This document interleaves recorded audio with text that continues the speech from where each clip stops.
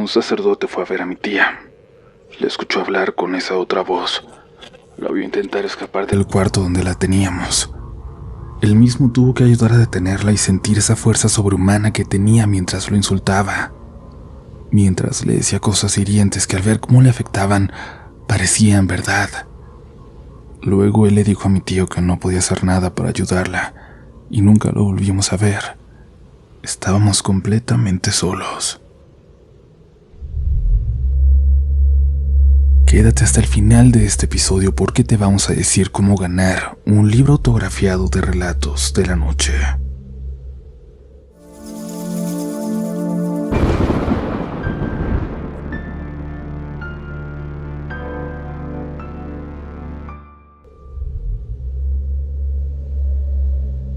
Sean bienvenidos y bienvenidas a un nuevo episodio de Octubre de Relatos, donde, como ya habrán notado, hemos estado llevando a ustedes algunas de las historias más aterradoras que nos han llegado en los últimos meses y que por supuesto teníamos que dejar para este mes, para el mes más aterrador del año, para nuestro Octubre de Relatos.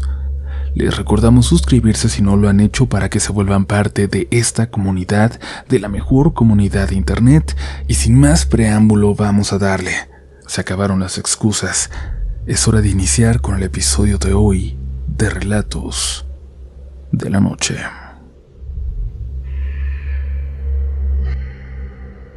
Hola comunidad, mi nombre es Ivana. Esta historia pasó hace algunos años, en 2016, cuando yo tenía 12. Soy de Ciudad Obregón, Sonora, y esto ocurrió en San Carlos durante las vacaciones de verano. Mi mamá había rentado un condominio en la playa por una semana para pasarla todos juntos, mis papás, mi hermano y yo. Era un condominio muy bonito, de esos que dan justo frente al mar, con grandes ventanales. Todo parecía perfecto, pero desde la primera noche algo raro se sintió. Esa primera noche, ya muy entrada la madrugada, mi hermano y yo escuchamos risas en el pasillo, pero no de adultos, sino risas de niños. Pensamos que serían los hijos de los vecinos porque el lugar estaba lleno de familias. Mi hermano y yo solo nos reímos también, tratando de no asustarnos, y nos volvimos a dormir sin pensar mucho en eso. Pero la segunda noche pasó algo todavía más extraño. Yo estaba acostada, ya me había quedado dormida viendo la tele, cuando escuché que mi hermano me habló desde el baño. Me dijo: Oye, Ivana, pásame una toalla. Me levanté, caminé hasta el baño y le pregunté: ¿cuál quieres? No me contestó. Empujé la puerta, pero estaba trabada. Entonces desde dentro escuché su voz otra vez. La blanca. Le pasé la toalla por debajo de la puerta y en ese momento escuché la voz de mi hermano detrás de mí, en la cama. ¿Qué haces? Me volteé. Mi hermano estaba ahí sentado como si se acabara de despertar. Me dijo que él no se había levantado, que tenía rato dormido, que yo lo acababa de despertar hablando ahí solo en el baño.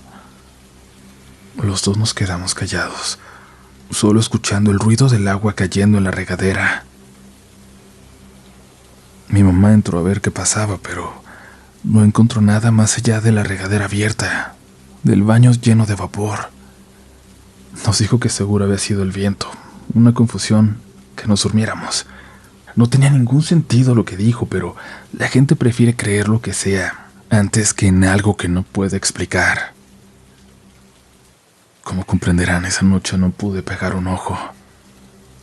Ya por la mañana mi mamá me dijo que antes de dormir había escuchado pasos en el pasillo del condominio, como si alguien caminara de madrugada descalzo. Mi papá dijo que seguro era gente que regresaba de la playa afuera, pero ella estaba segura de que no, de que había sido adentro. Decían que eran pasos de niño, cortitos, y además, aunque hubiera sido allá afuera, sería muy raro que un niño anduviera despierto a las 3 de la mañana. Al tercer día nos fuimos todos a la alberca. Cuando regresamos, la puerta del closet del cuarto donde dormíamos estaba abierta. Mi mamá se enojó porque decía que habíamos dejado todo desordenado, pero yo estaba bastante segura de que la había cerrado antes de salir. Esa noche, mientras jugábamos en el celular, escuchamos una risa adentro del closet. Una risa bajita, como si alguien tratara de no ser oído. Pensamos que era el vecino, pero el closet no daba a otro departamento, sino al baño. Mi hermano, que siempre fue más valiente, se acercó. Abrió la puerta y dijo: ¿hay alguien ahí? Nada, solo el reflejo del baño en el espejo del fondo. Cerró la puerta y se fue a dormir. Yo me quedé dormida con la sensación de que alguien estaba mirándonos, y esa noche soñé con un niño que tenía la misma cara que mi hermano, aunque yo sabía que no era él. En el sueño me hablaba desde el pasillo del condominio. Me pedía que saliera con él, que lo acompañara. Desperté de golpe, empapada en sudor. Eran las 3:27 de la madrugada. Entonces, ya completamente despierta, escuché pasos afuera del cuarto, pasitos rápidos, y después un golpecito suave en la puerta. No abrí, por supuesto que no abrí. A la mañana siguiente le conté a mi mamá, pero me pidió que no le dijera nada a mi hermano porque podía asustarse más. Y esa misma noche pasó algo peor. Mi abuela, que había llegado a pasar el fin de semana con nosotros, dormía en el sofá del área común. A eso de las 12 de la mañana escuchó que alguien caminaba hacia la cocina. Abrió los ojos. Vio a un niño flaquito en la oscuridad. Dio por sentado que era mi hermano. Le habló bajito. ¿No puedes dormir, mi amor? El niño se quedó quieto frente a ella, pero no le respondió. Ella me contó que tenía la misma estatura, la misma pijama, la misma cara de mi hermano, pero que no le dijo nada, que solo dio media vuelta y caminó hacia el pasillo de las habitaciones. Mi abuela se levantó para seguirlo y al llegar al cuarto, vio que mi hermano dormía profundamente en la cama. Dijo que entonces sintió un frío horrible, como si todo el cuarto estuviera en un congelador de repente. Las últimas noches todos dormimos con las luces prendidas. El último día, mientras mi mamá guardaba las maletas, yo me quedé solo en la habitación. Estaba recogiendo unas cosas cuando escuché que alguien me habló con voz infantil, muy suave, diciendo mi nombre. Pensé que era mi hermano, pero cuando salí al pasillo, vi que él estaba afuera con mis papás. Regresé al cuarto y me quedé quieta. Vi mi reflejo en el espejo. Detrás de mí estaba él. El mismo niño, idéntico a mi hermano, pero muy pálido, con los ojos extremadamente abiertos. Solo me miraba, no se movía, no parecía intentar asustarme. Yo no dije nada, no grité. Solo salí del cuarto y me metí al coche sin mirar atrás. Mi mamá me preguntó qué tenía, pero no le dije nada. No tenía nada. Regresamos a Ciudad Obregón esa misma tarde. Todo volvió a la normalidad hasta que un par de semanas después, cuando ya nadie hablaba del viaje, me desperté a medianoche porque escuché a alguien rezando en el cuarto de al lado. Era la voz de un niño. Rezaba muy despacio, como en susurros. Me levanté y fui al cuarto de mi hermano, pero él estaba dormido. Estaba sucediendo de nuevo. Volví al mío y la voz siguió unos segundos más, hasta que finalmente se detuvo de golpe. Desde entonces no lo he vuelto a escuchar, pero nunca me atreví a preguntar si alguien más lo hizo ya en la casa. Creo que ese niño se vino con nosotros. Quién sabe, quizás después de tantos años sigue aquí, pero al menos ya no lo podemos escuchar.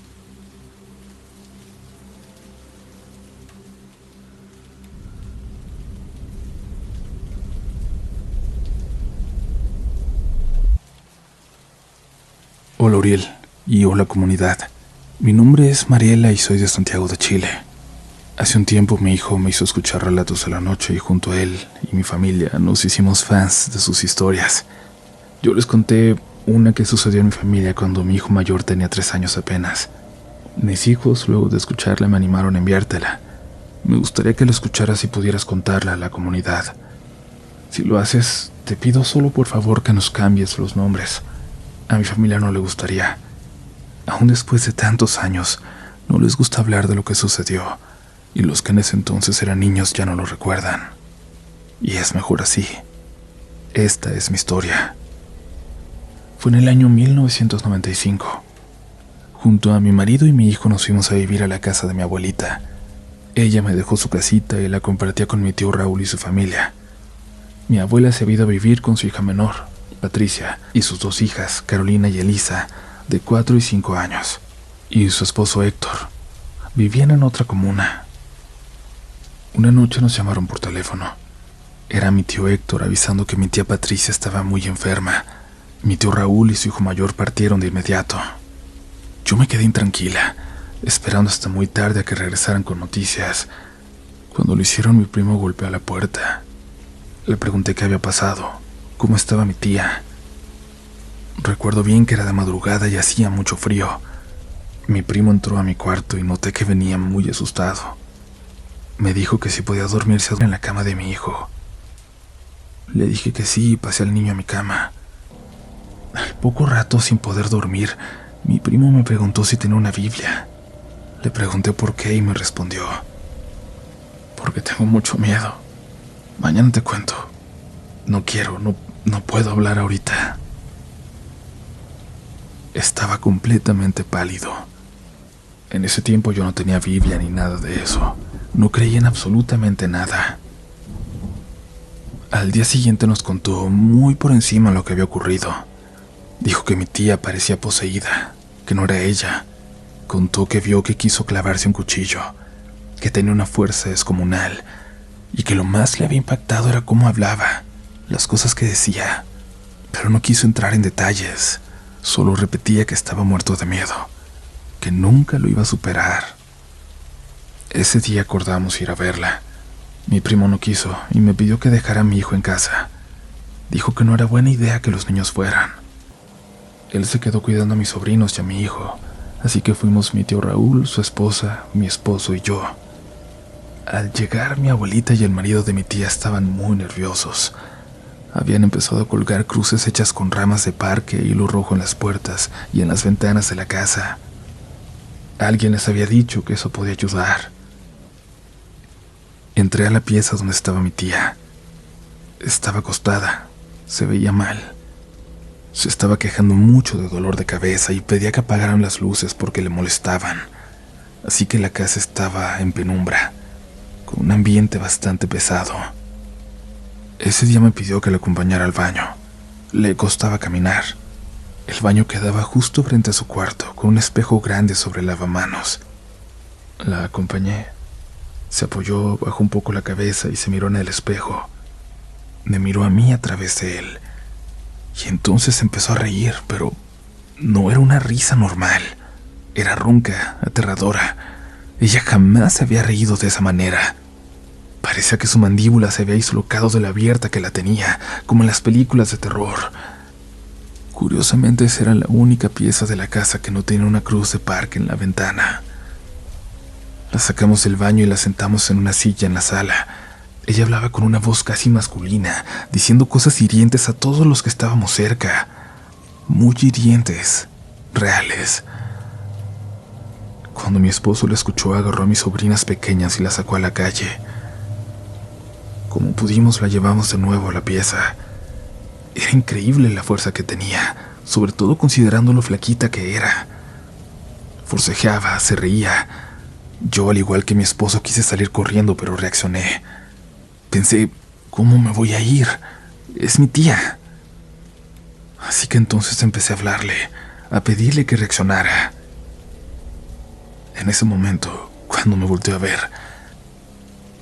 por primera vez en mi vida sentí un escalofrío que me recorrió todo el cuerpo. Un tipo de escalofrío que no he vuelto a sentir. Aún así logramos llevarla a la cama. Mi abuelita rezaba, al igual que el esposo de mi tío Raúl. En un momento mi tía, con esa misma voz ronca, miró hacia donde estábamos mi tío Raúl y yo, y dijo: ¿Para qué traen a su papá? Si esta es mía. Y de pronto, la puerta de la habitación se cerró sola. un segundo, mi tía... Podría decir que mi tía levitó unos cuantos centímetros de la cama y luego cayó. Quizás fue imperceptible, pero yo lo vi. Yo vi cómo se levantó, cómo se elevó unos centímetros estando acostada. Justo en ese momento había llegado mi abuelo. No sabíamos que venía, pero entró a la casa y se cayó violentamente al cruzar la puerta. Yo, siendo escéptica, trataba de encontrar una explicación lógica a todo. Pensaba que quizás mi tía estaba enferma, una enfermedad mental que la afectaba mucho, que algo le pasó de chica, o que se había dado un golpe en la cabeza, no sé. Intentaba explicarlo de cualquier manera antes de aceptar que estábamos ante una posesión. Cuando volvimos a casa solo podía pensar en que se había vuelto loca, que mi tía se había vuelto loca para siempre. Por eso decidimos que alguien tenía que quedarse con mi abuela para ayudarla a cuidar de mi tía y de las niñas. Le pedí a la esposa de mi tío Raúl que cuidara a mi hijo, y yo me comprometí a ir cada mañana a ayudar a mi abuela. Me fui valiente, o eso creía, porque estaba reacia a convencerme de lo paranormal. Esa vez que llegué a la casa noté que las niñas estaban raras, asustadas. Normalmente andaban detrás mío, pero ese día estaban pegadas a mí, como si buscaran protección. Esa noche mi tía se quejaba de que no podía dormir, que se sentía mal. Mi abuela había llenado la pieza con cruces hechas con parque y no paraba de rezar. El marido de mi tía, Héctor, trajo a un cura. Estábamos conversando con él en la sala cuando mi tía salió de la habitación, fuera de sí, gritando y ofendiendo al cura. Yo trataba de calmarla cuando de repente se le aventó encima al padre. Entre él y Héctor por fin la sujetaron y la tiraron al suelo de la sala. El cura se subió sobre ella, sujetándole las manos con las rodillas, y rezaba con una cruz grande de plata. Mi abuelita y Héctor también rezaban. Yo estaba detrás de ellos. El cura seguía rezando con la cruz en alto, y en un momento se la metió en la boca mientras ella gritaba y se retorcía. Cuando se la sacó, la cruz estaba amarilla, como si se hubiera oxidado. Después de eso se calmó. La tomaron y la dejaron en la habitación. El cura echó agua bendita por toda la casa.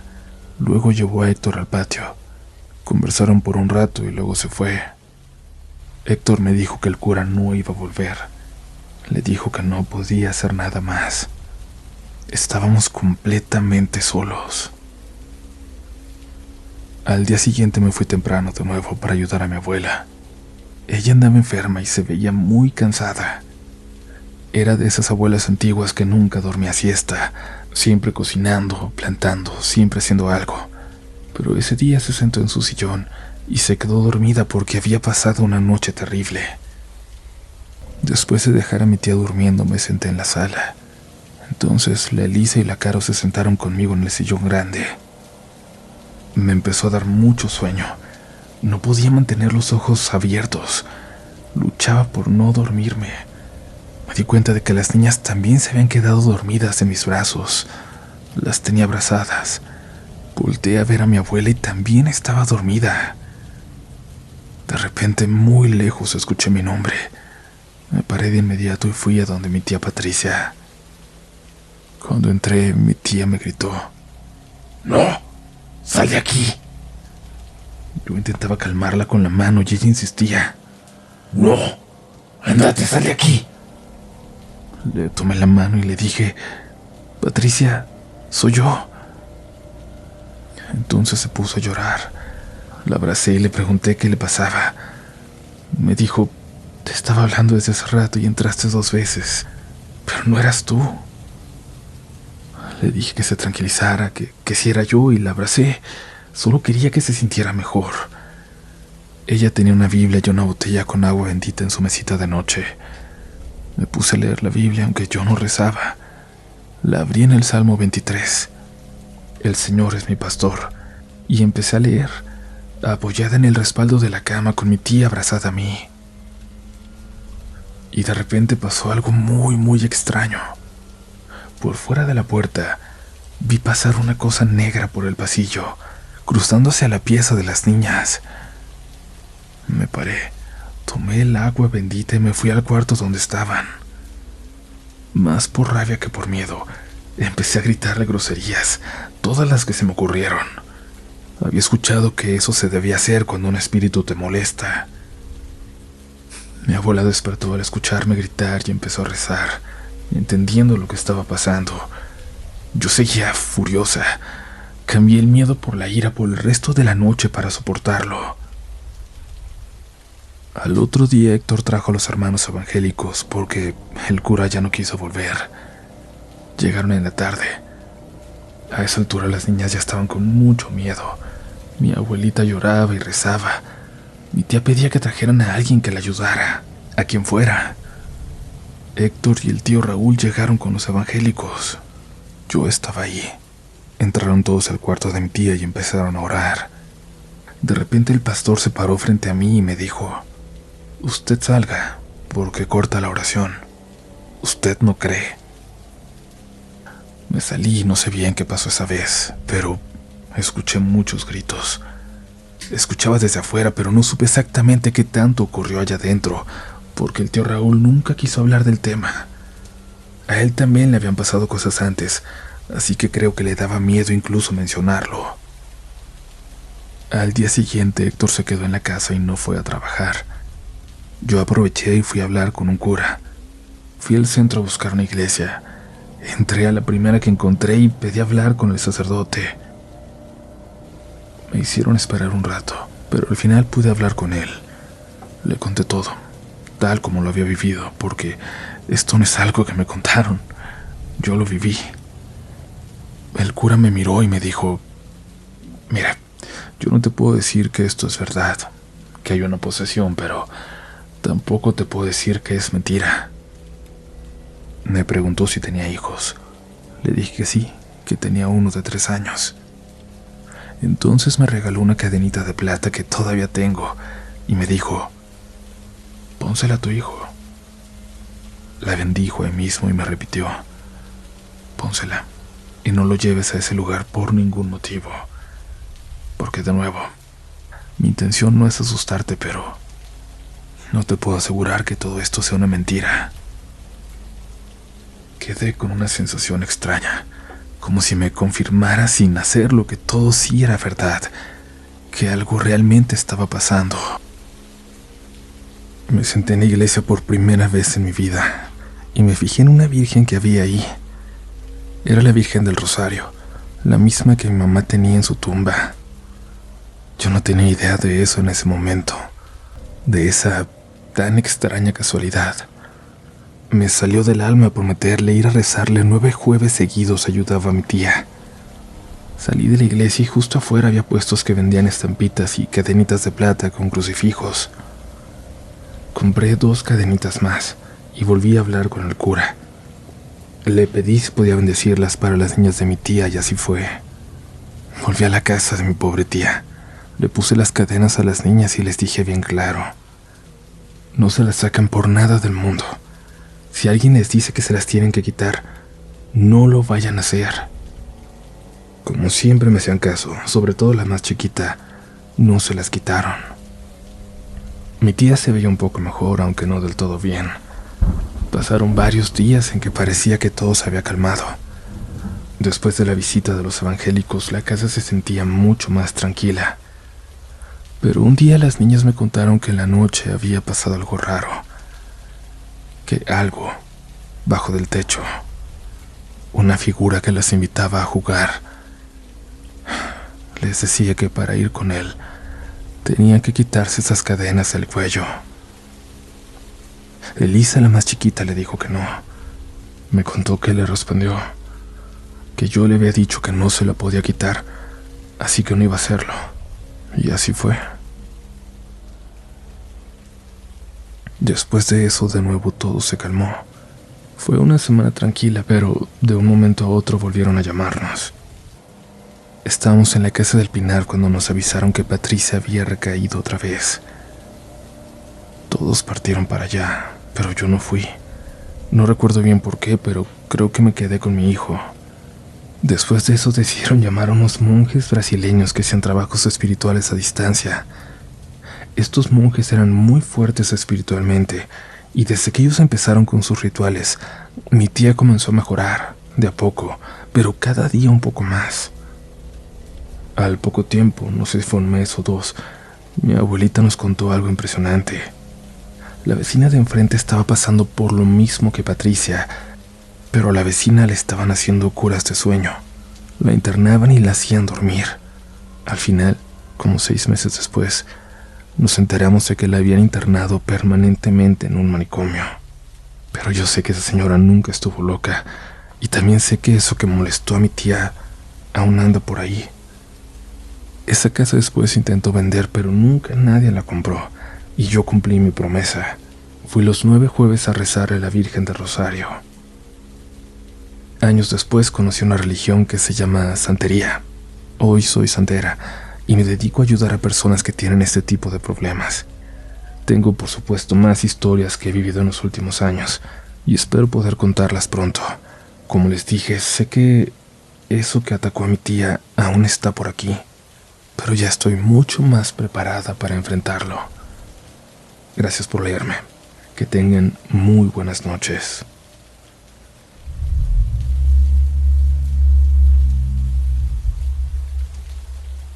Y gracias a ustedes por seguir por aquí. Ya casi logra sobrevivir a este episodio, aunque aún nos queda una historia más bastante aterradora. Sin embargo, te queremos decir que, celebrando que nuestro libro Relatos de la Noche ya está disponible en España, con una edición española 100%, vamos a regalar 5 libros en Instagram y 5 en TikTok. Ve a seguirnos por allá y comenta "Yo quiero un libro" para participar.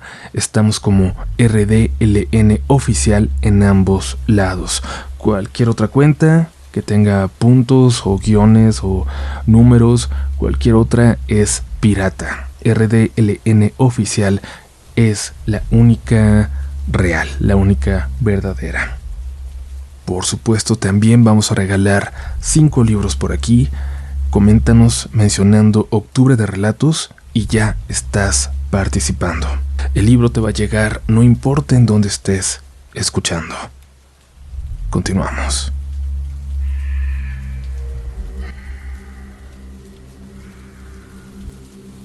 Hola, comunidad de Relatos de la Noche. Me llamo Víctor Valera y quiero compartirles una historia que me pasó hace poco.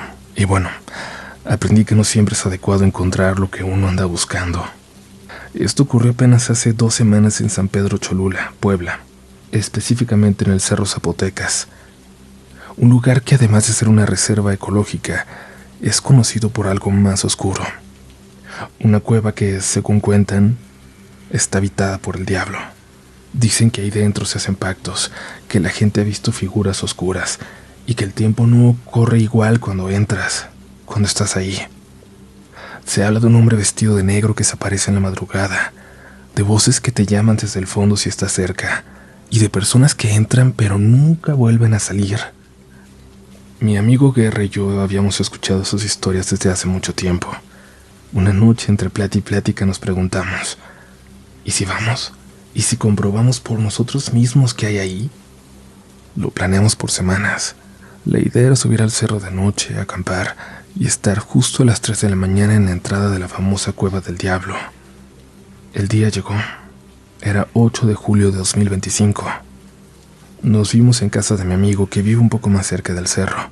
Eran como las 7 de la noche. Alistamos mochilas, linternas, comida y salimos poco después de las 9. El camino fue tranquilo. Calles solitarias como siempre entre semana. Los que viven por ahí saben que esas calles rumbo al cerro se llenan de ciclistas los fines de semana, pero entre semana no pasa nadie. Llegamos a la entrada del cerro poco después de las 10. Subimos con nuestras linternas, los sleeping bags o bolsas de dormir y lo necesario para pasar la noche. No hacía frío, pero el aire se sentía fresco. El cerro incluso desde abajo tenía algo extraño en la noche, un silencio raro, como si los sonidos naturales estuvieran apagados por algo, no sé, por algo más viejo, más profundo. Pasamos por algunas zonas abiertas con árboles que por un momento sentí que parecían moverse más de lo normal. Encontramos un claro y ahí armamos la tienda. Serían las 11:30 cuando ya estábamos listos para dormir un rato antes de seguir subiendo a la cueva. El cielo estaba completamente negro. Ni una luna, ni una estrella. A Guerra le costó trabajo dormirse. Yo cerré los ojos, pero lo que viví o soñé, no sé cómo explicarlo. Me dejó marcado. A las 12:37 sentí que algo tocaba la tienda. Al principio pensé que era el viento o algún animalito, pero luego escuché una respiración, dificultosa, lenta, muy cerca de mi oído, pero desde afuera.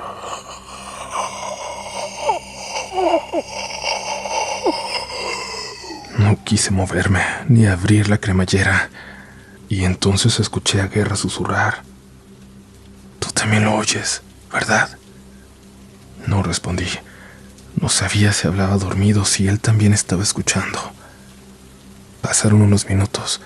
El sonido se detuvo y después no se escuchó nada más. Casi a las 2 de la mañana nos levantamos. No podíamos dormir. El ambiente se sentía opresivo, como si algo nos apretara el pecho. Recogimos todo y comenzamos a caminar hacia el sendero que llevaba a la cueva. Guerra empezó a quedarse atrás. Le pregunté si estaba bien y solo dijo: «Güey, no estoy seguro de que esto sea buena idea». «Ya estamos aquí, aguanta», le respondí. Y justo en ese momento escuchamos pasos detrás de nosotros, claros, secos, como si alguien nos estuviera siguiendo. Nos detuvimos. No había nadie, ni un grillo ni el viento. El cerro parecía contener la respiración. A lo mejor ahorita se burlan de mí, pero en ese momento a mí me emocionaba, la verdad. Por eso precisamente habíamos ido. Pero mi amigo tenía otra cara. Estaba pálido, como si supiera que algo iba a pasar. Unos minutos después la encontramos. La entrada de la cueva. No estaba señalizada, solo era una abertura entre piedras negras y tierra húmeda. Desde fuera ya se sentía una oscuridad diferente, como si la luz no pudiera entrar ahí. Encendimos las linternas y entramos. El olor fue lo primero, una mezcla entre hierro viejo y tierra podrida. Después las linternas empezaron a parpadear como si se quedaran sin carga. Y nuestras voces comenzaron a sonar raras. Yo hablaba, pero la voz de Guerra se escuchaba como si viniera desde otro lugar, más lenta, más distorsionada, lejana. En una de las paredes había marcas de manos, no pintadas, sino hundidas en las piedras. Avanzamos un poco más y entonces escuchamos lo peor de aquella noche. Un llanto infantil.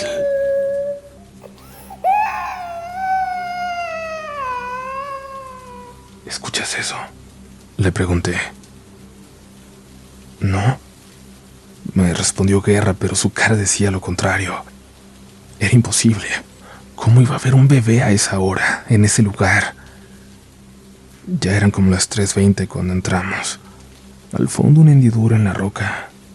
Ya eran como las 3:20 cuando encontramos al fondo una hendidura en la roca. Dentro había una especie de figura hecha con ramas, cabello largo que parecía humano y huesos de animal. Espero. Era como un tótem. Cuando iluminé su rostro, si es que tenía uno, algo se movió detrás de él. No era un animal, no era humano. Siento que era algo que no debimos ver. La linterna de Guerra se apagó de golpe. Él gritó, y en ese momento escuchamos una voz, no con los oídos, la escuchamos dentro de la cabeza. Una voz sin boca, grave, imposible. ¿Qué quieren? Y corrimos. Nos golpeábamos con las paredes sin saber si íbamos hacia afuera o más adentro. La cueva parecía cambiar, como si nos tragara. No había salida, no había entrada, solo oscuridad. Y de pronto sentí un golpe en la cara, tremendo, como si hubiera chocado con una pared. Solo podía sentir el impacto, mi nariz ardiendo, la cara llena de lágrimas. Me levanté intentando ver. Me di cuenta que estábamos tirados afuera de la cueva. Vi la hora. Según el reloj, nunca habíamos entrado. No había pasado ni un minuto. Pero teníamos rasguños, la ropa llena de tierra y dentro de mi mochila estaba aquella figura de ramas. No sé cómo llegó ahí, pero la dejamos con mucho cuidado justo en la entrada. Guerra no decía una palabra. Caminaba como en trance. Yo también estaba en shock. Comenzamos a bajar en silencio, pero otra vez escuchamos las voces detrás de nosotros, preguntando: ¿Qué quieren? ¿Qué buscan? Intentamos ignorarlas, pero sentíamos que nos seguían cada vez más de cerca. Escuchábamos las voces cada vez más cerca de nosotros. Ahí recordé que llevaba agua bendita de la Basílica de Guadalupe. La saqué y me rocié por completo, también a mi amigo. Empecé a rezar en voz alta, apretando mi medalla de San Benito, y solo así las voces se fueron apagando, se fueron quedando atrás. Pudimos bajar de aquel cerro. Desde esa noche no dormimos bien. A veces escucho rasguños en la pared de mi cuarto, aunque vivo en un departamento, y Guerra dice que lo siguen, que se ha dado cuenta. También dice que a veces cuando se mira al espejo con la luz apagada, ve una sombra detrás, una silueta. Tal vez no fuimos los primeros en acercarnos a esa oscuridad, eso lo sé. Seguro alguien más lo ha intentado y precisamente por eso escribo. Porque si alguien más que se adentró ahí me está escuchando, quiero preguntar cómo volvió a la normalidad, si es que pudo hacerlo. Porque lo que vive en el Cerro Zapotecas, a nosotros todavía no nos deja en paz. Sueñen tranquilo, comunidad. Que tengan muy buenas noches.